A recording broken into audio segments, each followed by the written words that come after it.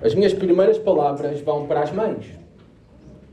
E desejo destacar que somos sinceramente e profundamente gratos a Deus pela dádiva que Deus vos concedeu na grande missão e vocação da maternidade. Ela é muito importante para o reino de Deus. Ela é muito importante para a igreja. Ela é muito importante para a sociedade em geral. Mas não quero apenas focar-me nas mães, mas também nas potenciais mães aqui presentes, futuras, mas também mães espirituais. Gostaria de abranger todas, e especialmente todas as mulheres aqui presentes. Aquelas que fazem parte da nossa comunidade cristã, da nossa igreja.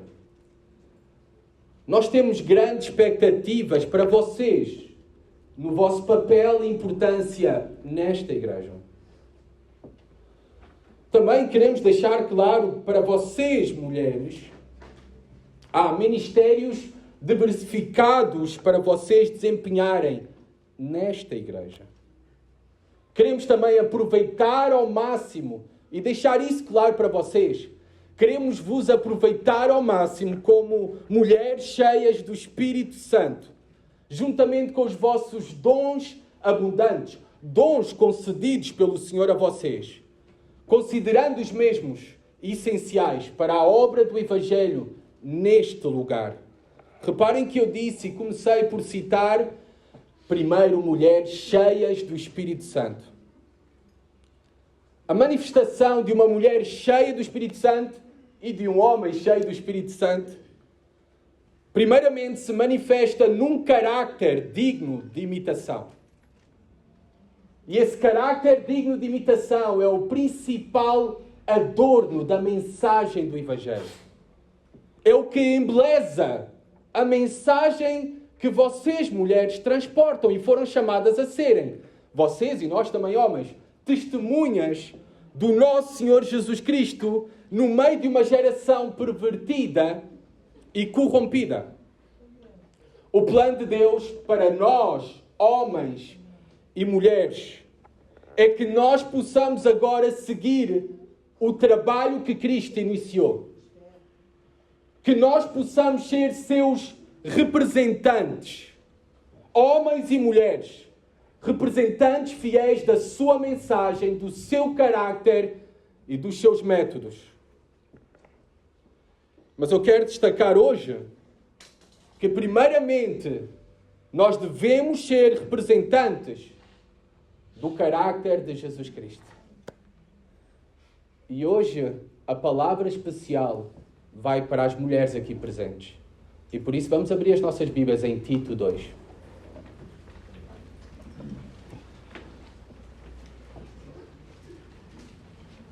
Tito 2, apenas o versículo 3 a 5. Nesta pequena porção de Tito, na primeira parte do capítulo 2, ele vai falar para os homens, ele vai falar para as mulheres idosas, ele vai falar para as mulheres jovens e ele vai falar para os jovens. Então, para 4 grupos de pessoas. Hoje iremos concentrar-nos apenas nas mulheres idosas e jovens, em todas as mulheres, porque hoje assinala-se o Dia das Mães, não é? Tito 2, versículo 3 a 5. Vamos começar do versículo 1 até ao 5, tá bom? Só para entender um pouco mais do contexto. Diz assim a palavra de Deus.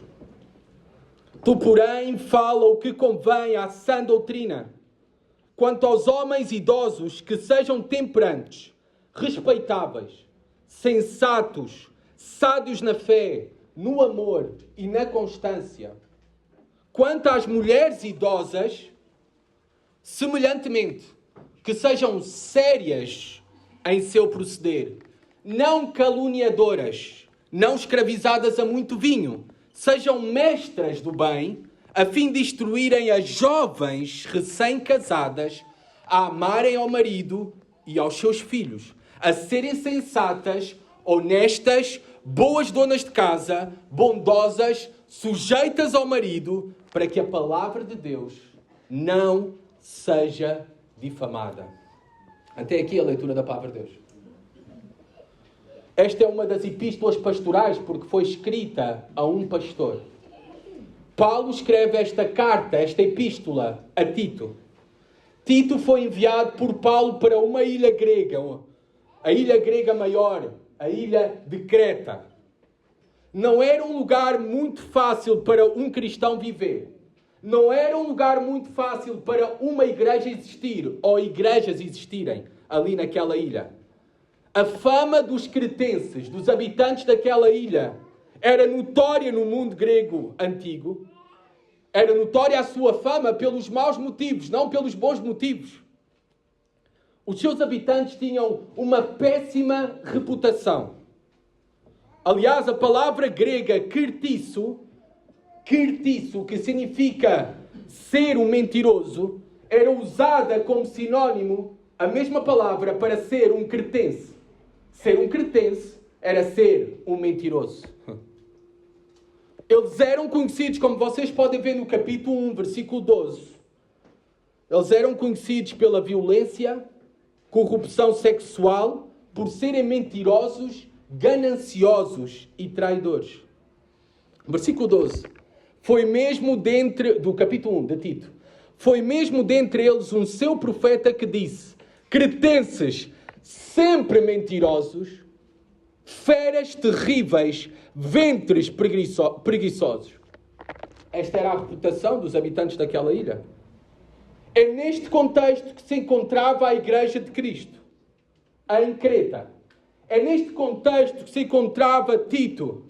Não é um contexto muito diferente ao nosso aqui na Ramada.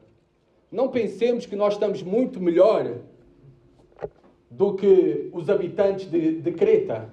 Porque à nossa volta, nós também temos contemporâneos, tanto homens e mulheres, que são marcados pela violência, pela corrupção sexual, por serem mentirosos, gananciosos e traidores.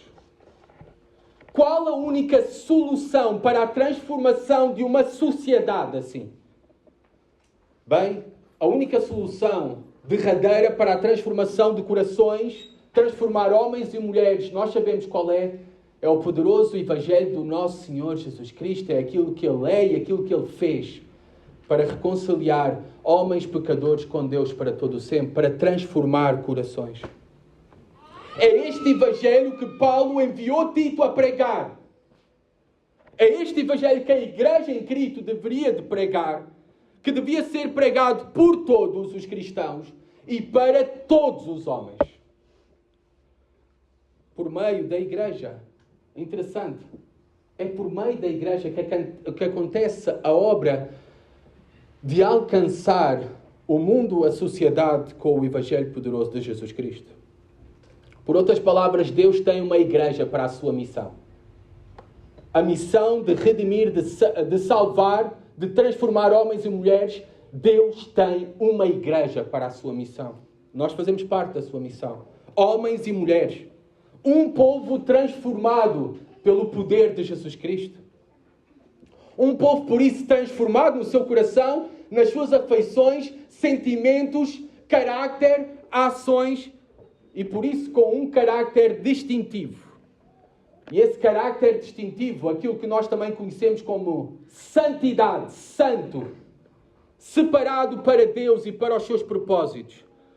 Um povo assim, uma igreja assim, é a melhor estratégia para a evangelização e para a plantação de novas igrejas.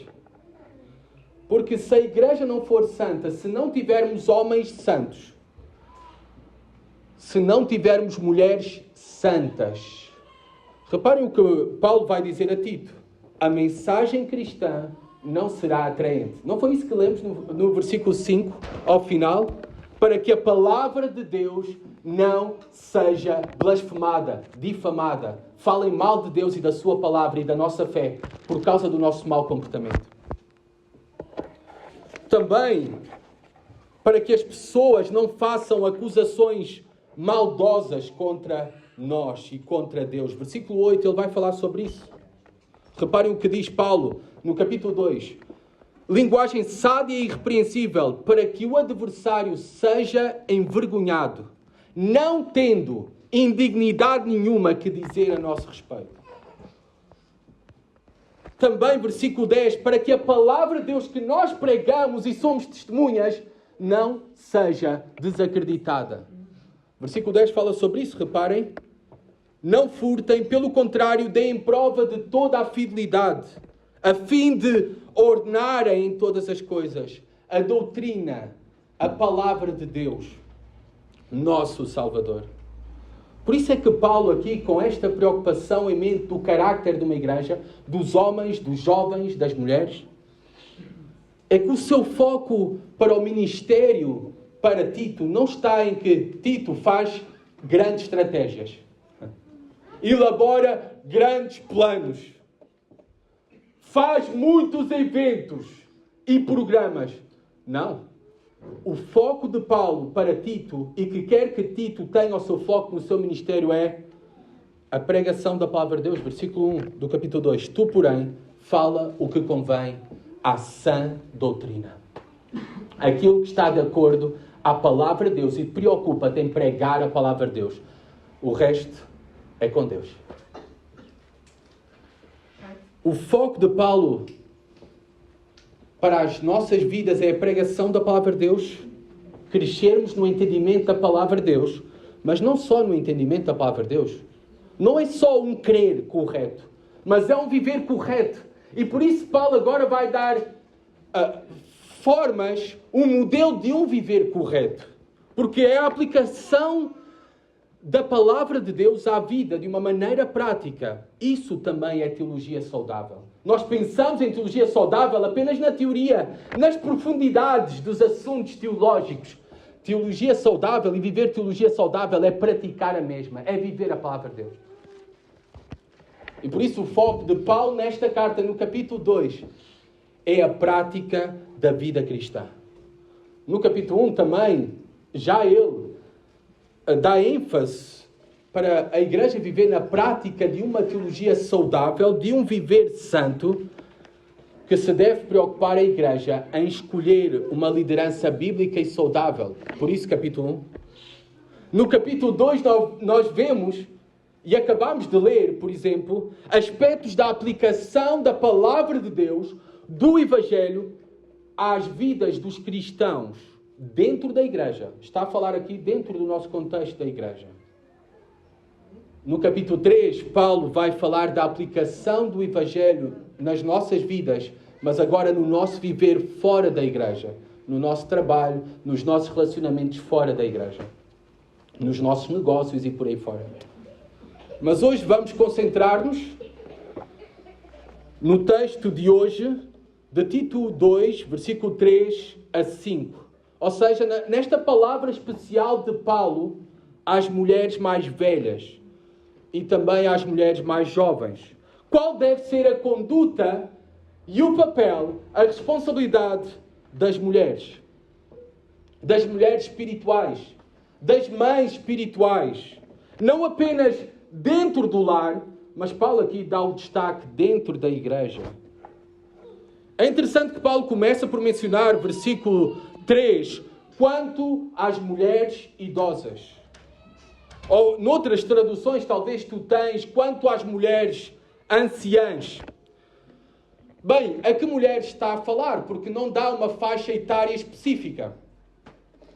Existem pelo menos 3 propostas que nós podemos pensar na definição de quem deve ser considerada uma mulher idosa, uma mulher mais velha, uma mulher mais anciã, uma mulher mais madura. 3 possibilidades.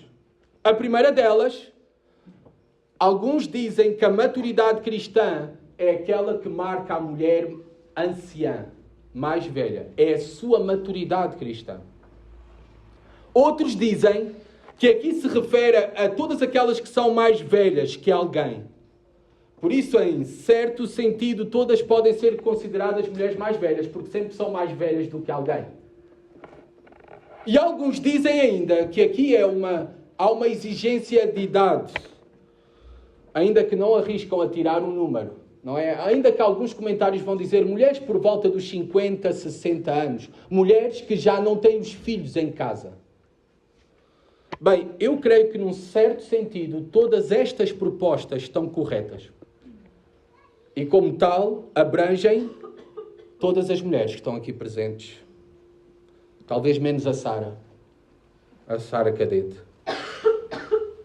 Vejamos então agora detalhadamente as qualidades e deveres das mulheres espirituais, com o fim de vocês poderem ser aquilo que Deus deseja que vocês sejam. Que vocês sejam mulheres virtuosas, bíblicas, espirituais, esposas virtuosas, bíblicas, espirituais, mães virtuosas, bíblicas e espirituais, dentro dos vossos lares, o contexto, e fora dos vossos lares, a igreja, aqui falando especificamente. Reparem que o foco no versículo 3 está claramente e principalmente no caráter da mulher. Quanto às mulheres idosas, diz o versículo 3, semelhantemente, que sejam sérias no seu proceder. Reparem que o foco está claramente e principalmente no caráter da mulher. Paulo destaca primeiramente o caráter da mulher. A lição aqui é clara e bem simples. Irmãs, amadas irmãs, vocês devem cultivar mais a vossa aparência interior do que a vossa aparência exterior. Eu não estou a dizer que não se devem dedicar à vossa aparência exterior, mas aquilo que devem dar mais importância e maior valor é aquilo que vocês são, efetivamente, o vosso caráter. É isso que perdura. É por isso que eu digo aos jovens solteiros, nunca se casem com uma foto. Porque a beleza exterior irá desaparecer muito rapidamente. Mas o caráter, esse perdura para todo sempre. O foco na Bíblia que temos em todas as Escrituras e que eu quero vos encorajar, vocês, amadas irmãs, a continuarem e a zelarem ainda por mais nesse crescimento de um bom carácter, conforme o carácter do nosso Senhor Jesus Cristo, conforme o Evangelho, conforme a Palavra de Deus, é que vocês possam ser uma mulher piedosa, porque uma mulher piedosa é uma mulher poderosa. Uma mulher piedosa é uma mulher poderosa. É uma mulher poderosa na vida do seu marido. É uma mulher poderosa na influência na vida dos seus filhos.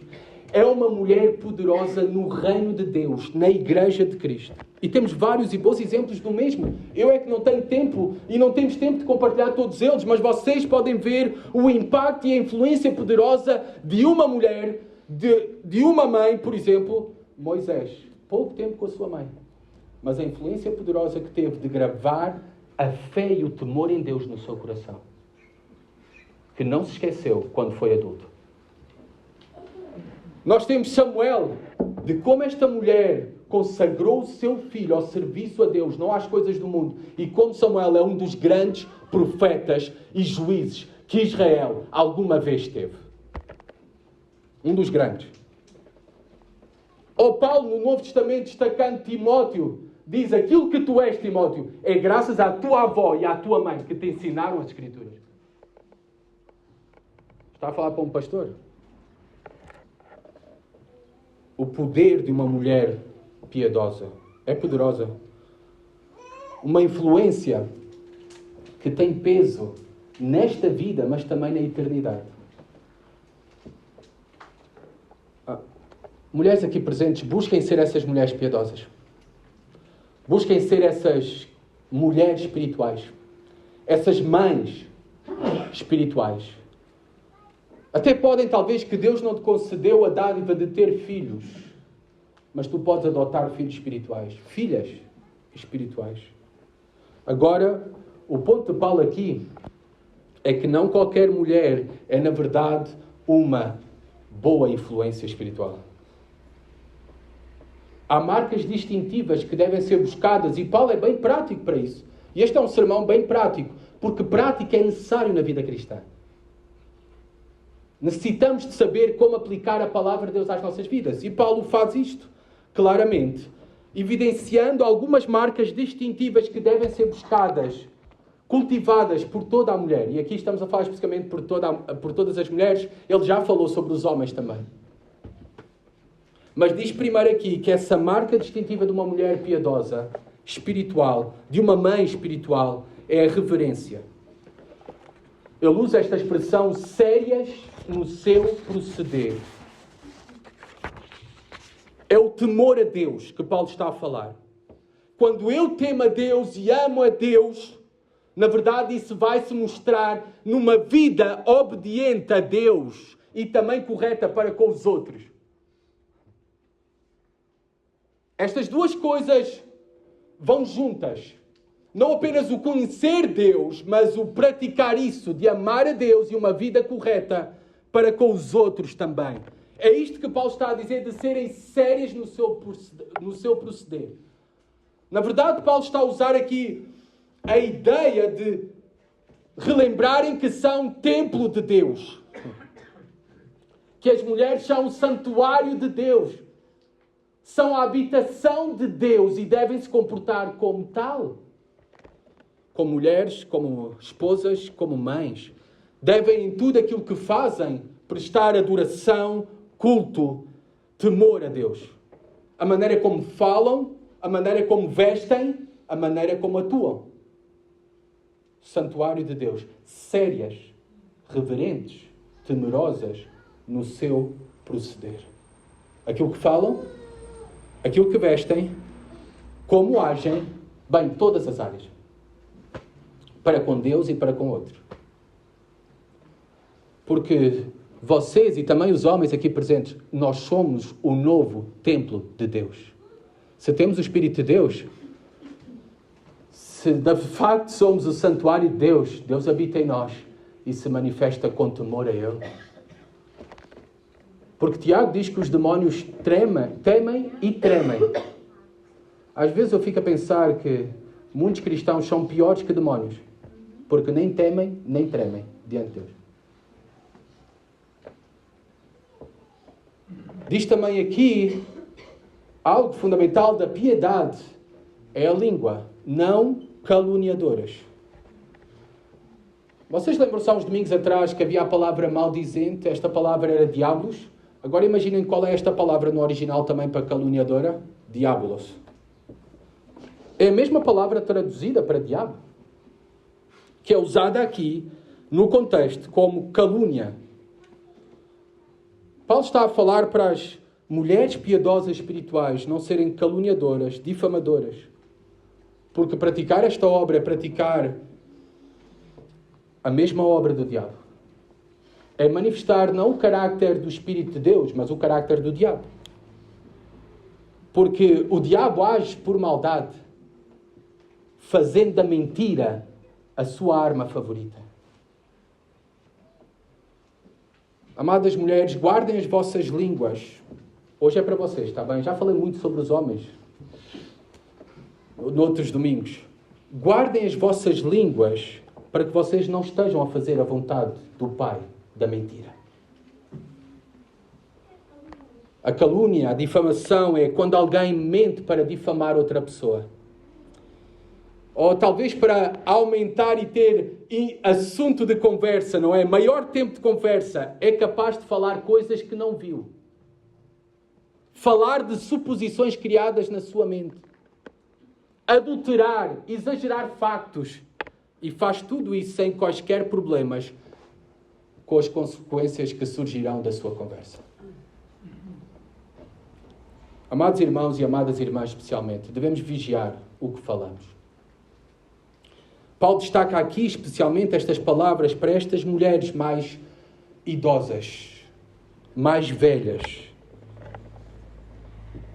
Mulheres que principalmente têm maior tempo livre, por isso Paulo destaca essas mulheres.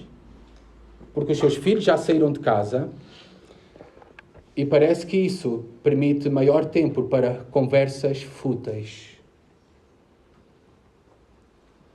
Agora, as mulheres não são casos isolados, mas a realidade é que incorrem em maior perigo por causa da forma como Deus as criou. Mulheres falam mais do que os homens. Isto é claramente comprovado. Por exemplo, pesquisadores da Universidade de Maryland, nos Estados Unidos, chegaram à conclusão que as mulheres falam, em média, 20.000 palavras por dia. Em média, os homens falam apenas 7.000 palavras por dia. É uma grande diferença. E há grandes advertências em Provérbios, não é? Provérbios 10:19 diz: nas muitas palavras não faltam pecado. Por isso é uma atenção especial para as mulheres e para os pecados da língua. Deixa-me dar outro dado interessante. Não procurei de propósito, tá bom? Mas quando estava a fazer uma pequena pesquisa sobre mulheres, apareceu uma pesquisa da Skin Care, uma empresa de produtos para a pele, que entrevistou 3.000 mulheres britânicas. Não portuguesas nem brasileiras, tá bom? Isso não tem nada a ver com portuguesas nem brasileiras. Britânicas. Não temos aqui nenhuma britânica, então por isso não tem nada a ver convosco. Cerca de 10% delas confessou ser incapaz de guardar um segredo. 10%. Espera. Agora vem o melhor. 85% das mulheres entrevistadas assumiram que gostam de ouvir fofocas.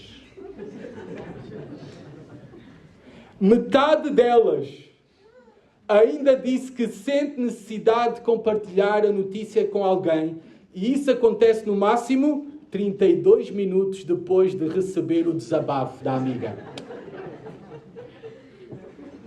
Por isso, Paulo diz para praticarmos o Evangelho, também na nossa forma de falar, e com uma especial atenção para as mulheres, porque elas têm uma facilidade de comunicação muito maior do que os homens. Os cérebros são diferentes. E agora estou a falar do ponto de vista dos cérebros. As conexões cerebrais de uma mulher é diferente. Os cérebros, se abrimos o meu cérebro, se abrimos um cérebro de uma mulher, as mulheres têm mais conexões do que eu. Então, por isso, como falam mais, elas têm um maior perigo de estarem maior expostas aos pecados da língua. Por isso, uma atenção especial. Não é que são casos isolados, mas estão em maior perigo de caírem nesse pecado. Nas muitas palavras não falta pecado. Por isso, amadas irmãs e também irmãos, a calúnia, a difamação, a fofoca mal intencionada, maldosa, ela é como uma tocha acesa que costuma produzir grandes incêndios. E vocês sabem que os incêndios o que causam é destruição. Destruição numa alma, num coração, num relacionamento, num lar e numa igreja. Por isso, tenhamos atenção com isso. Tiago fala sobre o poder da língua. Tiago fala sobre isso. E a compara com o fogo, que é poderoso e provoca grande destruição. Então, sejam exemplos de viver o Evangelho também na maneira como falam, o que falam. Conectado a isto está a não serem... Parece que está algo de conectado. Paulo intencionalmente coloca nesta ordem também não serem escravizadas a muito vinho. Porque, sabem, se alguém fica sob o efeito do álcool, fica mais propenso para falar tudo e mais alguma coisa. Mais desinibidos.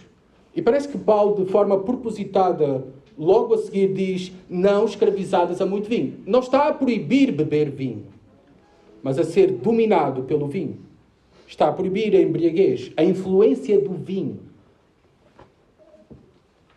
Nós podemos ter uma aplicação aqui alargada para nós. Ou seja, e para as mulheres especificamente, o álcool era aquela substância daquele tempo que tomava conta, não é? A droga daquele tempo, digamos assim. Hoje podemos também comparar com qualquer outra substância, psicotrópicos, estupefacientes, etc. Qualquer coisa que nos domine, que nos controle. É isso que é pecaminoso e devemos evitar, porque a única coisa à qual nós devemos estar expostos e ser controlados é pelo Espírito Santo e a sua vontade. O que Paulo está a dizer é que uma mulher piedosa, virtuosa, uma mãe espiritual, digna desse título, dessa honra, é uma mulher que domina as suas paixões. Os seus impulsos não têm controle sobre ela. Ela tem controle sobre eles. É uma mulher marcada pelo domínio próprio. Domínio próprio é um fruto do Espírito Santo. E o domínio próprio é o que faz dessa mulher uma mulher mais forte que Sansão. É isso que o Provérbios diz. Mais forte é aquele que domina o seu espírito do que aquele que conquista uma cidade. A verdadeira força de uma mulher, poder de uma mulher forte, é uma mulher que tem domínio próprio das suas paixões, dos seus desejos. Versículo 3. Outra marca distintiva que todas devem ser buscar, todas as mulheres aqui presentes, é serem mestras do bem. Ou seja, uma professora daquilo que é bom, correto, não daquilo que é falso. Não uma mestra da prática do mal, do fazer o mal e de ensinar a fazer o mal. Mas uma mestra daquilo que é correto, daquilo que é bom. Na verdade, é um encorajamento de Paulo, amadas irmãs, para que todas vocês, todas as mulheres, sejam pregadoras do bem. Pregadoras daquilo que é bom. Já ouvi aí um burburinho, não é? Vocês sabem que, e já falámos sobre isso, Paulo proíbe o ensino, a pregação das mulheres no exercício diante de toda a congregação. Mas quando eu estou aqui a falar é que todos nós, na verdade, somos chamados a ser pregadores. As mulheres são chamadas a ser pregadores. Não estou a falar do púlpito diante da igreja, mas pregadoras do bem. E isso é cumprir a missão de Deus na igreja. No fazer discípulos, mulheres, mestras do bem. No testemunhar o Evangelho. Para principalmente, Paulo agora vai destacar com outras mulheres. Porque talvez algumas ou alguns podiam pensar, então para serem pregadores no púlpito. Não, Paulo vai agora especificar isso no versículo 3. Não é? Que sejam mestres do bem. E reparem o versículo 4. Em que devem ser pregadoras e professoras do bem? Como? A fim de instruírem as jovens recém-casadas a amarem o marido e aos seus filhos. A serem sensatas, e já vamos por aí. Uma mulher, num dos seus comentários, Susan Hunt, que eu aconselho a consumirem os comentários dela, sobre esta passagem, ela afirma o seguinte: aqui está uma comissão para toda a mulher. Uma comissão evangelística específica de género. Alguns discipulados devem ser de mulher para mulher, porque uma de todas as coisas que devemos ensinar é que Deus planeou a distinção de género e atribuiu funções a cada género especificamente. Há mulheres que podem e vão fazer um melhor trabalho discipulando e ensinando outras mulheres do que eu posso fazer. É isso que Paulo está a ensinar aqui. É uma comissão especial para mães espirituais, discipuladoras. Eu quero encorajar todas as mulheres aqui a serem mães espirituais de alguém. Intencionalmente procurarem ser aqui na igreja. Ou seja, serem discipuladoras. Mestres, professoras do bem, com o vosso exemplo. Com o vosso ensino. Ao exporem a vossa vida a outras mulheres. Na cultura portuguesa nós não expomos a nossa vida. Portugueses não expõem a sua casa. Queres um segredo? Eu dou uma dica. Se alguém quer conhecer a casa de um português, convida primeiramente o português a ir à tua casa. Ele, por compromisso, depois vai-te convidar para ir à sua casa. Portugueses não expõem a sua casa, mas na verdade somos chamados a expor as nossas vidas diante dos outros. Invistam noutras mulheres. Convidem outras mulheres para os vossos lares. Mesmo que seja o tempo em que estás ali a cozinhar, a passar a ferro, a cuidar das crianças, convidem as mulheres e partilhem a vida.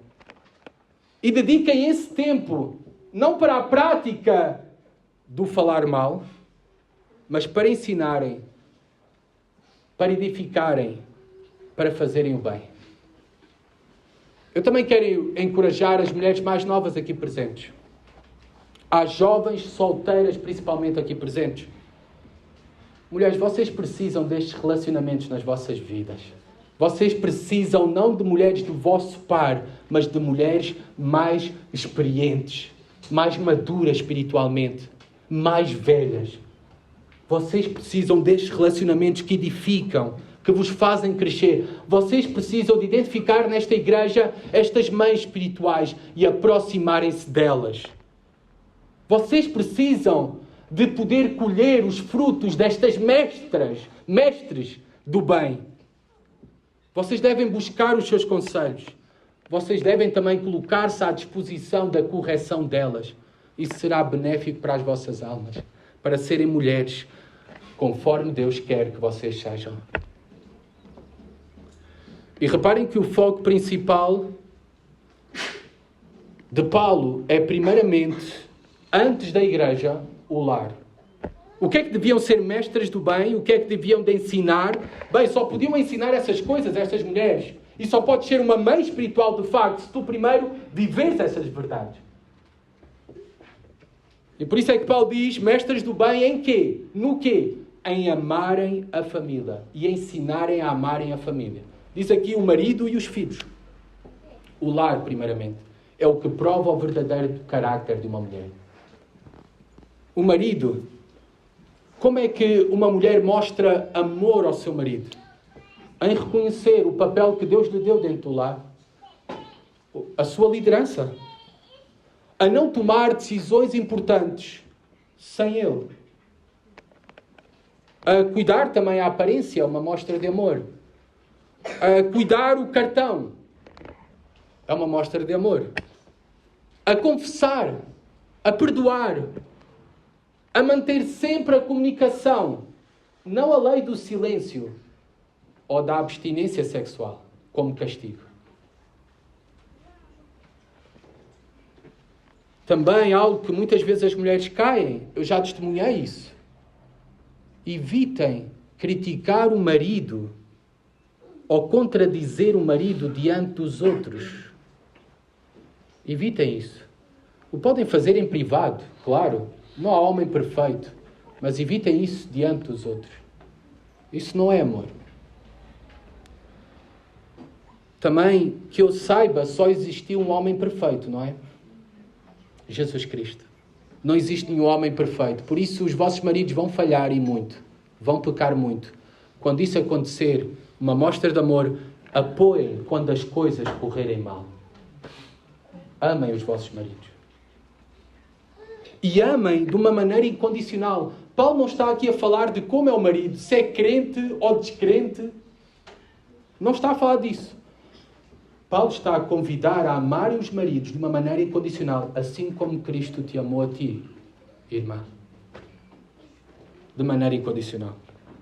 A amarem os filhos, a ler a Bíblia e orar com os filhos, a ser exemplo no culto com eles, ou para eles.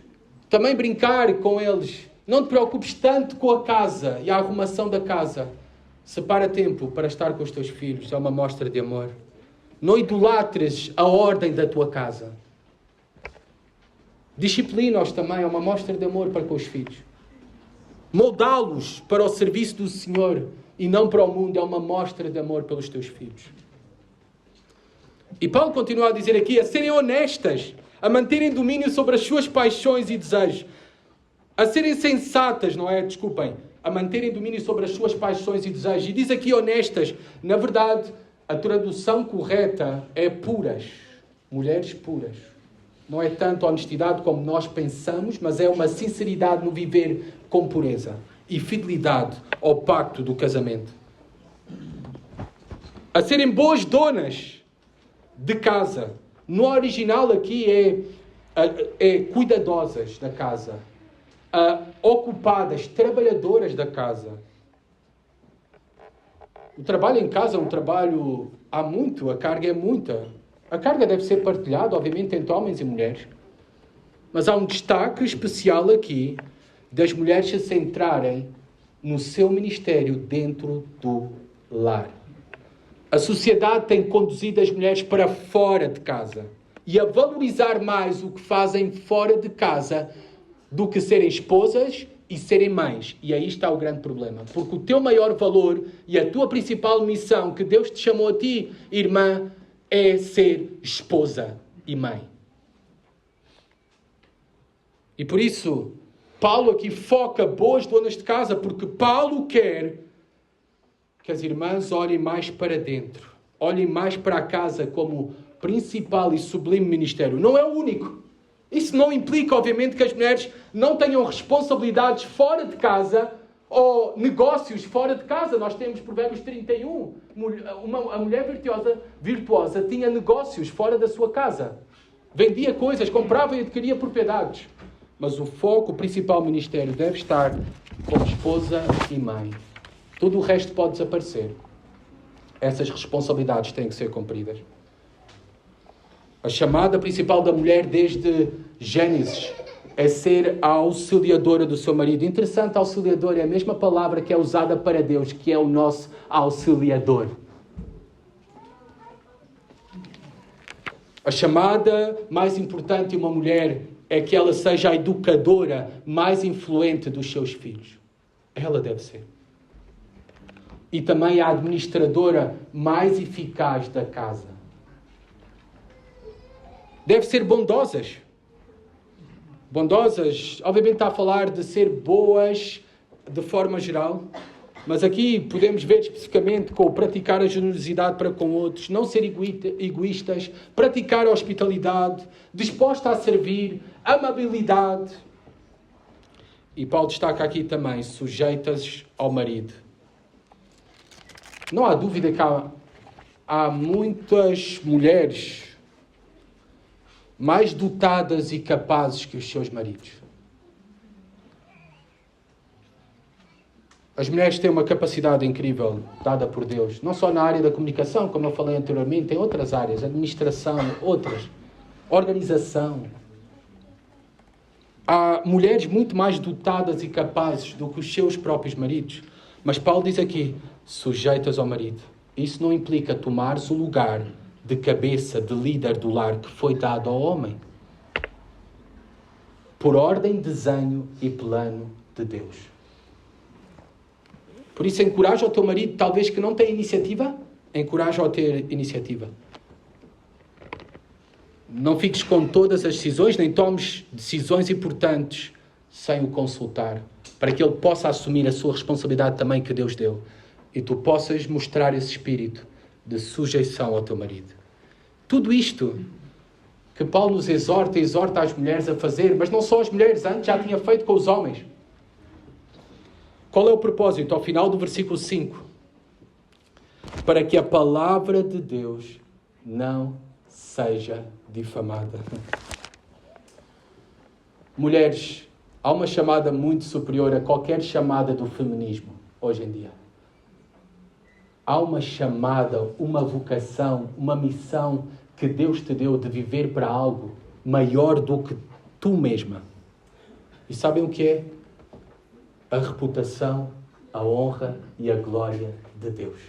Para que a palavra de Deus não seja difamada. Como cristãos, os olhares do mundo estão sobre nós. Se não obedecermos à palavra de Deus, a mesma será desonrada.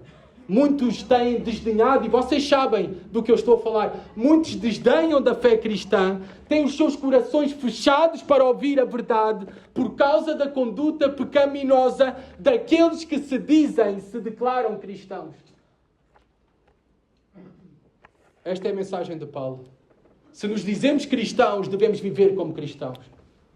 E mulheres cristãs, bíblicas, espirituais, são mulheres que praticam estas coisas que acabamos de ver. Talvez estás aqui a pensar, talvez homens e mulheres, alguns de vocês estão a pensar, que texto tão pouco profundo. Foi tão prático, tão simples, tão básico. Que pregador tão simplista nas suas aplicações. Não apontou para Cristo, o grande fundamento da nossa fé. Não apontou para a sua obra. Não apontou para o seu evangelho. Só apontou para algo para fazer. Calma, o texto não termina aqui. Eu também estou a terminar o meu sermão, mas ainda quero ler o que Paulo diz ao final. Tito 2, versículo 11 e 14. Porquanto a graça de Deus se manifestou salvadora a todos os homens, educando-nos para que, renegadas a impiedade e as paixões mundanas, vivamos no presente século sensata, justa e piedosamente, aguardando a bendita esperança e a manifestação da glória do nosso grande Deus e Salvador, Cristo Jesus, o qual a si mesmo se deu por nós, a fim de remir-nos de toda a iniquidade e purificar para si mesmo um povo exclusivamente seu, zeloso de boas obras. Amada Igreja, Cristo não morreu em vão. Ele morreu para criar uma nova humanidade, novos homens e novas mulheres, novas esposas com o carácter de Cristo, novas mães com o carácter de Cristo. Somente a graça de Deus. Reparem, Paulo, depois de dizer tudo isto aos homens, às mulheres idosas, às mulheres jovens, aos jovens também, Paulo diz: porquanto a graça de Deus se manifestou salvadora para todos os homens. Somente a graça de Deus torna possível este carácter em nós, pela obra de Cristo. E a aplicação diária da mesma às nossas vidas, pelo Espírito Santo que habita em nós. Não é pelas nossas forças, é Cristo em nós. Amadas irmãs, tenham esperança, obviamente, em viver estas verdades, não pelas vossas próprias forças, mas pelo Espírito de Deus em vós. É a graça de Deus poderosa para transformar-te, santificar-te e separar-te para Ele e para as suas boas obras. Mulheres, nunca subestimem o valor e o poder de demonstrar um carácter digno de imitação, porque esse é o poder de Cristo em nós e também através de nós. E esta é uma verdade para as mulheres e é uma verdade para todos os homens. É uma verdade para a Igreja. Devemos sim preservar na sã doutrina, que é também não apenas sã, saudável, correto ensino, mas um santo viver. É santa doutrina. Um saudável crer se traduz num santo viver. Se és uma eleita de Deus, então as palavras de Paulo de outras maneiras, porta-te como eleita de Deus. Se somos eleitos de Deus, separados para Deus e para os seus propósitos, devemos portar-nos como tais. Vivamos vidas que confirmem a doutrina que nós afirmamos crer. Teologia é importante, claro. Doutrina é importante. Ter conhecimento correto, tudo isto é importante. Mas nós precisamos também, e Paulo relembra isto, às mulheres, aos homens, a todos na Igreja, que nós precisamos também de praticar. Também é importante praticar para que glorifiquemos a Deus e que também, em sermos e fazermos aquilo que Deus quer, não darmos razões para a palavra e o nome do nosso Deus ser blasfemado. E assim glorificarmos a Deus nas nossas vidas, que é o nosso propósito, alvo principal. Que Deus nos ajude. Senhor, eu te rogo, Pai, pela minha vida, pela vida dos meus irmãos, e em especial pela vida das irmãs, das mulheres, das mães, esposas aqui presentes. Ajuda-as, Senhor, a ter o carácter de Cristo, um carácter digno de imitação, Pai. Ajuda, Senhor, a serem cheias do Espírito Santo, a poderem viver as verdades e a viverem e a portarem-se como tuas filhas verdadeiramente, dentro dos seus lares, na igreja, na sociedade, e que assim uses, Pai, elas, mas também te peço por todos nós, homens incluídos, para que não possamos dar razões para que os homens blasfemem o teu nome, Senhor, difamem o teu nome, falem mal de ti. Antes, pelo contrário, por meio de nós, tu sejas honrado, exaltado, conhecido e glorificado. Amém.